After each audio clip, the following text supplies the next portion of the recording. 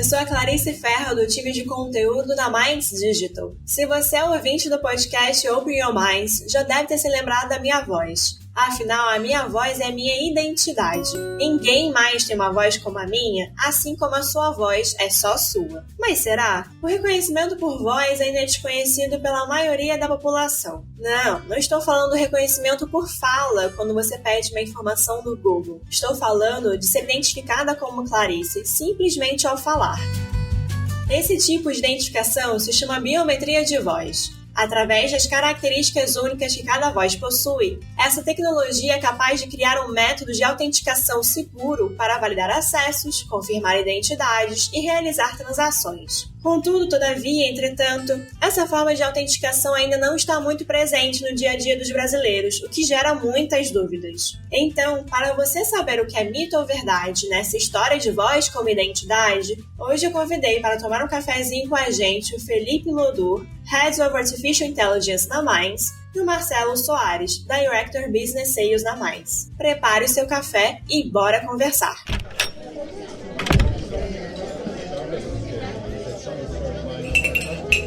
Você está entrando na Open Your Minds, a comunidade de inteligência artificial, experiência do cliente e prevenção à fraude.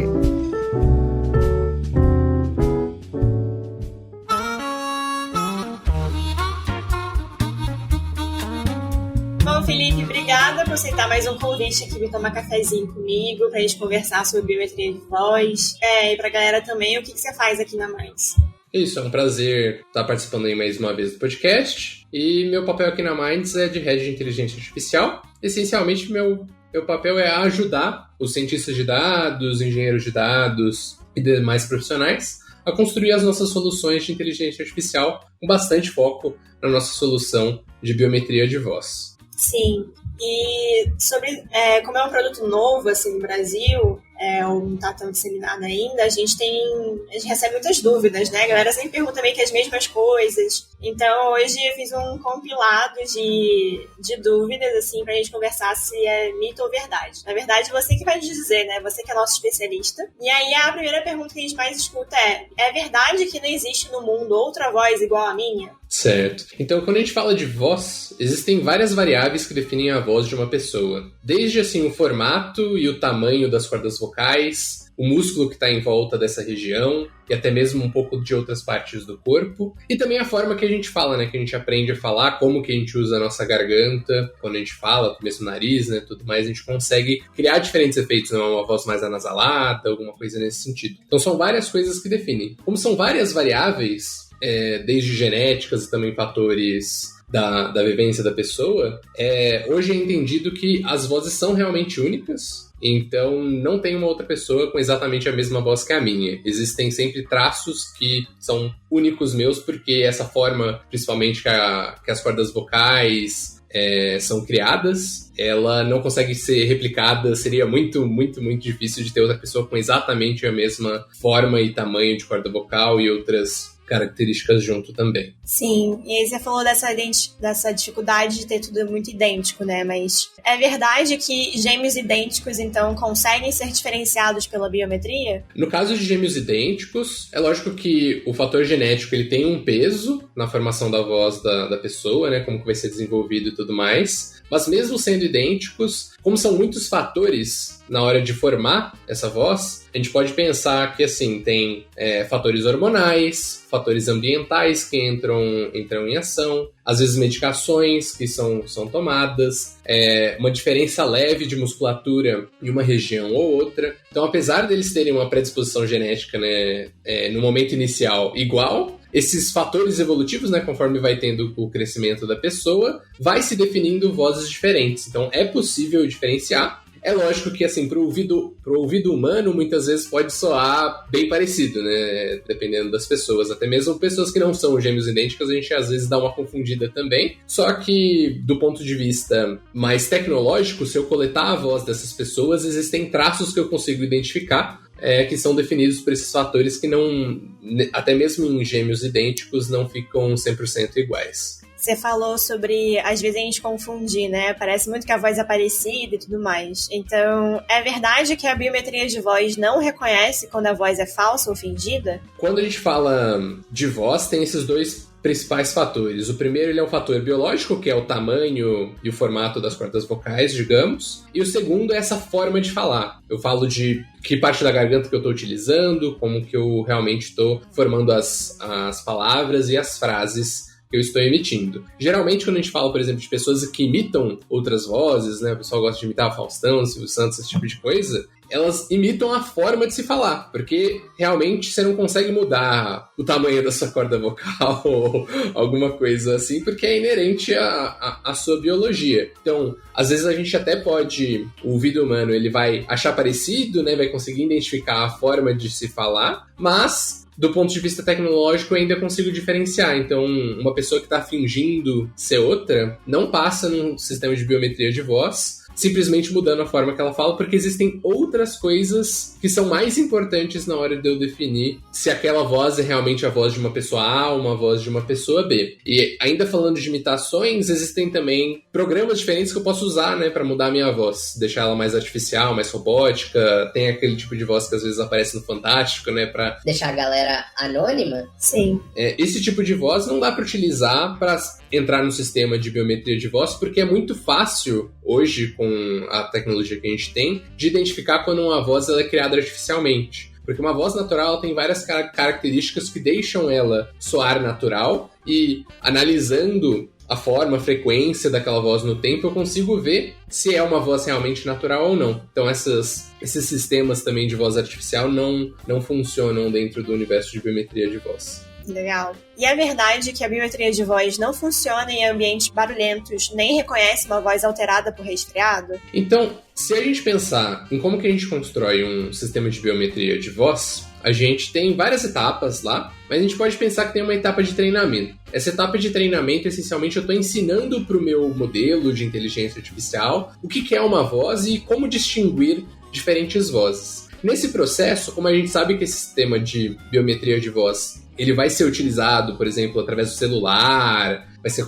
coletado muitas vezes por call center, e, enfim, ambientes que têm uma propensão boa a ruído, né? Porque eu posso estar no celular na rua, uma ambulância passando, o microfone não é tão bom, tem um pouquinho de chiado, coisa desse tipo. No processo de treinamento, a gente faz algumas coisas para minimizar o impacto dessas coisas na nossa identificação. Então, a gente treina o modelo para ele ser resistente a ruído e a pequenas alterações na voz, né? Enfim, uma voz mais anasalada e coisas nesse sentido, a gente consegue treinar. Mas é claro, tem um limite, porque pensa assim, você tá falando num microfone de uma super baixa qualidade, tá um puta ruído no fundo, eu praticamente só consigo ouvir a ambulância que tá passando do seu lado, o modelo não vai conseguir fazer milagre também, porque tem muito pouco da sua voz ali e vai ter muito mais do ruído. Então, desde que seja um ruído razoável, desde que ainda dê pra te ouvir, o modelo consegue identificar. Uma referência que eu geralmente dou para as pessoas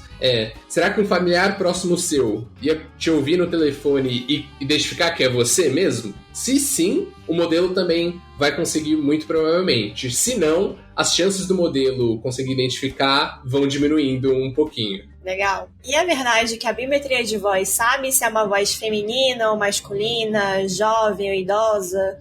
O modelo captura essas características da pessoa? A princípio, o modelo ele não é feito para identificar essas características separadamente. Então, a gente treina o modelo em cima do dado de voz bruto, e a gente simplesmente ensina ele a comparar se é da mesma pessoa ou não, de acordo com algumas dessas características que eu mencionei. Então, a gente não tem uma etapa, por exemplo, intermediária de é uma voz feminina, é uma voz masculina, ou é uma voz jovem, uma voz mais idosa. Só que, assim, é claro que essas coisas também influenciam na voz, então, de certa forma, eles vão impactar na biometria coletada. Se a gente pensar, por exemplo, na questão de idade, ao longo dos anos, você vai desenvolvendo, principalmente pessoas mais idosas, a tendência é que você perca musculatura, inclusive ali na região na região das cordas vocais. que vão impactar a forma que você fala, só que assim, o formato e o tamanho da corda vocal já não vai mudar. Então a sua voz ainda vai ser, entre aspas, a mesma, só que com uma leve alteração. Essa leve alteração não tem tanto problema para o nosso sistema de biometria de voz, para realmente identificar se é a mesma pessoa ou não. Então, mesmo uma pessoa um pouquinho mais jovem, daqui a uns anos está utilizando o sistema de novo, é para realmente identificar a voz da pessoa como sendo a mesma, né, que ela era alguns anos atrás. Bem legal isso. E é verdade que a pessoa tem que falar muito para a biometria funcionar? Certo. A gente já fez alguns testes para identificar quanto tempo que a gente precisa para a biometria funcionar. Essencialmente, dá para fazer funcionar, dá para utilizar o sistema com uma quantidade bem pequenininha de voz, sei lá, com meio segundo, 1 segundo de voz, dá para utilizar. Só que assim, o quão efetivo é utilizar o sistema pegando apenas meio segundo de voz? Às vezes, se eu pegar só meio segundo, 1 segundo de voz, vai ter muito ruído, né? Se eu pegar 1 segundo ruim, vai ter, né,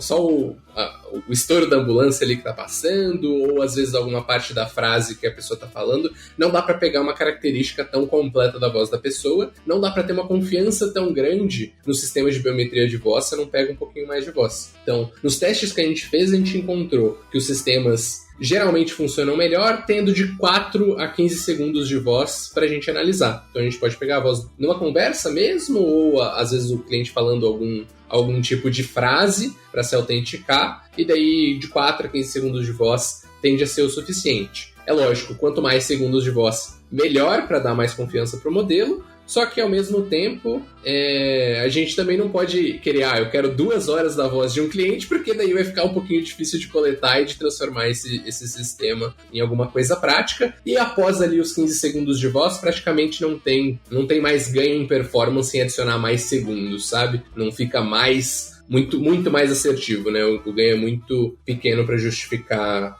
o investimento, digamos. Legal. Então, essas foram as principais perguntas que a gente recebeu. E aí, só para recapitular, então. A primeira era é verdade que não existe no mundo outra voz igual à minha? Sim, é verdade. A outra sobre, é verdade que gêmeos idênticos conseguem ser diferenciados pela biometria? Sim, é verdade. A outra, é verdade que a biometria de voz não reconhece quando a voz é falsa ou fingida? É mito, ela reconhece sim e sabe diferenciar. A outra era, é verdade que a biometria de voz não funciona em ambientes barulhentos, nem reconhece uma voz alterada por resfriado? É mito, ela consegue capturar o suficiente, né, ali para ter confiança na autenticação da pessoa por voz. É verdade que a biometria de voz sabe se é uma voz feminina ou masculina, jovem, idosa. Ela não é feita para isso, mas a voz é afetada por essas características, né? Então, seria um mito no nosso modelo, no caso, porque ela não identifica essas características. É verdade que a pessoa tem que falar muito para a biometria funcionar. É o que você estava explicando, né? Tem ali um meio termo de segundo suficiente para trazer um ponto de confiança o suficiente, né? Então, seria mito essa? Não é falar muito, é falar o suficiente. É o suficiente, né? O muito vai ser relativo. Acho que 4 segundos tá bom, né? Não é muito, não. Não é muito, não. A gente fala. Só um oi, tudo bem? Já foi. Então é isso. Muito obrigada, Felipe. Obrigada de novo por participar. A gente se vê na próxima. Que isso, eu que agradeço. Até mais, gente. Tchau, tchau. Oi, Marcelo, muito obrigada por topar esse cafezinho comigo pra gente conversar sobre o que é verdade, o que é mito em biometria de voz. E para quem tá tomando um cafezinho com a gente, compartilha o que você faz aqui na Minds. Olá, Clarice, boa tarde. Eu que te agradeço pela oportunidade de podermos explorar um pouquinho mais sobre esse tema, bastante relevante nos dias de hoje. Eu atualmente conduzo toda a área de vendas aqui da Minds Digital como diretor de novos negócios e sou responsável aí pela negociação da nossa solução com todas as empresas que nos procuram, tendo em vista aí trazer mais eficiência ao seu cliente, trazer mais eficiência à sua operação de vendas. Então, neste momento, eu toco toda a operação de vendas aqui na Minds. E aí, já que você manja tanto da parte da aplicação da biometria em negócios, né, eu selecionei aqui 4 perguntinhas, 4 mitos, digamos assim, e aí eu vou contando pra você e você conta se é mito, se é verdade e dá a sua explicação, beleza? Combinado, vamos lá, vamos em frente. Bora lá. Então, o primeiro mito é É verdade que a biometria de voz é mais segura que o uso de senhas? Totalmente verdade. Por que é grande verdade? Nós estamos acompanhando aí os ataques constantemente dos fraudadores e a gente percebe que esses fraudadores, quando chegam à sua fase final para a realização das fraudes, eles acabam conseguindo todas as informações necessárias da sua vítima. Então a biometria de voz, por ser um produto e uma solução de validação da própria voz, ele é muito mais seguro do que a digitação de uma senha. Então é verdade sim esta pergunta.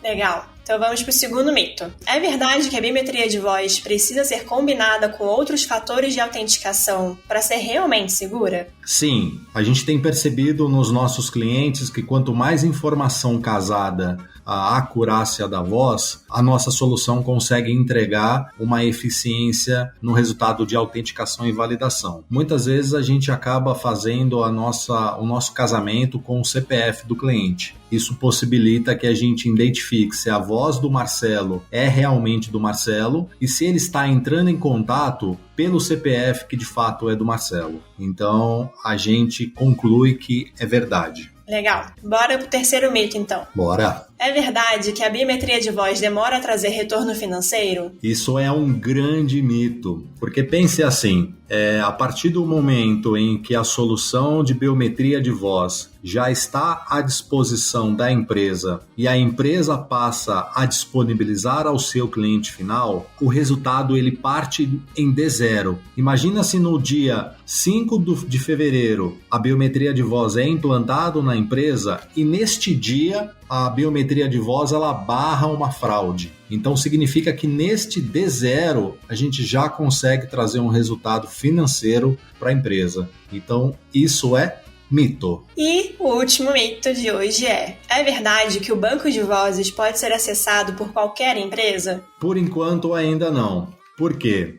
De acordo aí com as normas da LGPD, nós não podemos compartilhar entre empresas o banco de dados que pertence àquela empresa. Porém, nós já estamos estudando uma nova forma de poder compartilhar a voz entre essas empresas, uma vez que a nossa solução de biometria de voz, ela não armazena nenhum documento, ela apenas gera um espectrograma da voz que se torna uma imagem. Então nós estamos estudando, baseado na LGPD, para verificar a possibilidade de conseguir compartilhar essa lista entre as empresas que são clientes da Minds. Então ainda está em fase de estudos. Beleza. Então esse último mito é um mito mesmo. Exato, confirmo que neste momento ainda é um mito. Muito obrigada, Marcelo. Foi ótimo saber a sua perspectiva sobre esses mitos da biometria de voz e espero te ver no próximo cafezinho. Eu que agradeço o bate-papo. É sempre gratificante conversar contigo a respeito deste tema que é muito importante nos dias de hoje e espero que essas informações alcancem o máximo possível de empresas que neste momento estão buscando por uma solução de biometria de voz. Muito obrigado a você e um forte abraço e até a próxima.